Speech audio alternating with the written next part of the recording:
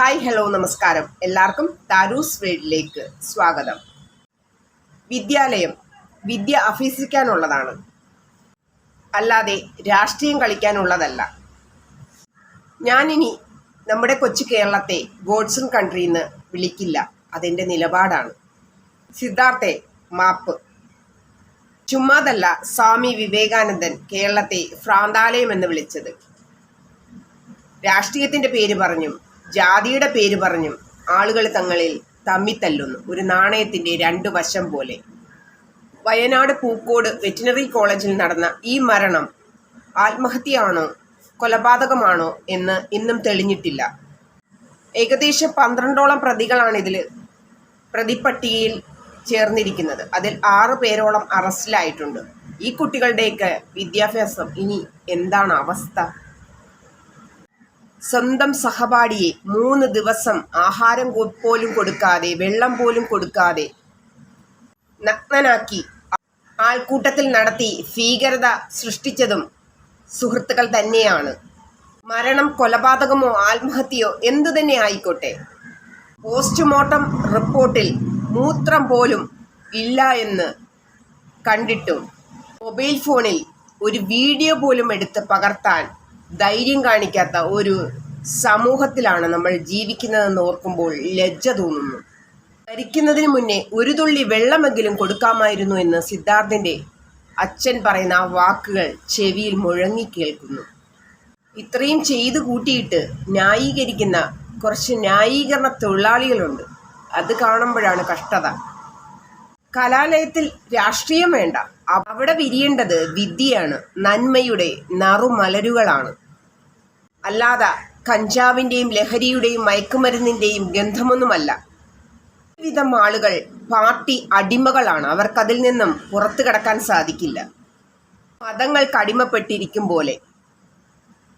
ഒരു നാണയത്തിൻ്റെ 2 വശങ്ങൾ പോലെ. ചില രാഷ്ട്രീയക്കാർ നമ്മുടെ നാടിനെ ബാഹുബലിക്ക് സെറ്റിട്ട പോലെ ചിത്രീകരിക്കാൻ ശ്രമിക്കുന്നു. രാഷ്ട്രീയക്കാർ ആയുധമാക്കാൻ ശ്രമിക്കുന്നു രാഷ്ട്രീയത്തെ. ഹൈക്കോടതിയിൽ ഒരു ഹർജി പോയിട്ടുണ്ട്, കലാലയ രാഷ്ട്രീയം നിരോധിക്കണമെന്ന് പറഞ്ഞ്. പോകുന്നിടത്ത് എന്തിനാണ് രാഷ്ട്രീയം? ഈ കൊലപാതകത്തിന് മാതാപിതാക്കൾക്കും പങ്കുണ്ട്. ഒരുപക്ഷെ നെറ്റി ചുളിയുമായിരിക്കും. 18 പേർക്കെതിരെയാണ് കേസ്. അതും വിദ്യാർത്ഥികൾ. മാതാപിതാക്കൾ വളം വെച്ച് കൊടുത്തിട്ടല്ലേ ഇതൊക്കെ വളരുന്നത്? ജോലിയും വരുമാനവുമില്ലാത്ത കുട്ടികളെ കൊണ്ട് കൊടി പിടിപ്പിക്കാൻ വഴിയൊരുക്കുന്നത് ഈ മാതാപിതാക്കളല്ലേ? ഇത് പൈസ ഉണ്ടാക്കി പഠിക്കുന്ന കുട്ടികൾ ഇതുപോലെ പോകുമോ?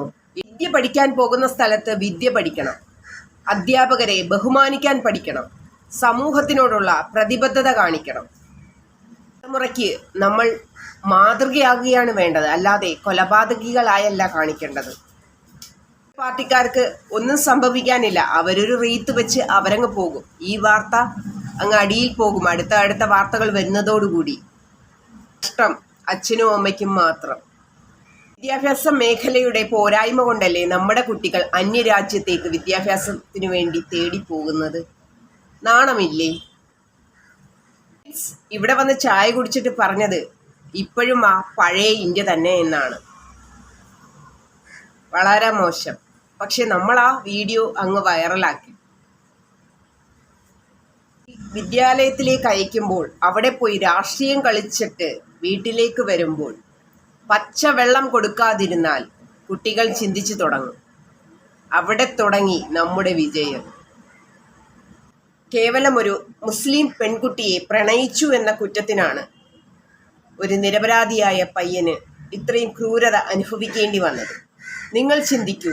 നിങ്ങളുടെ മക്കളുടെ സുരക്ഷിതത്വം നിങ്ങളുടെ കൈകളിലാണ്, അല്ലാതെ അധ്യാപകരുടെ കയ്യിലേക്കും സമൂഹത്തിലേക്കും അവരുടെ സുരക്ഷിതത്വം ഏൽപ്പിച്ചു കൊടുക്കാതിരിക്കുക.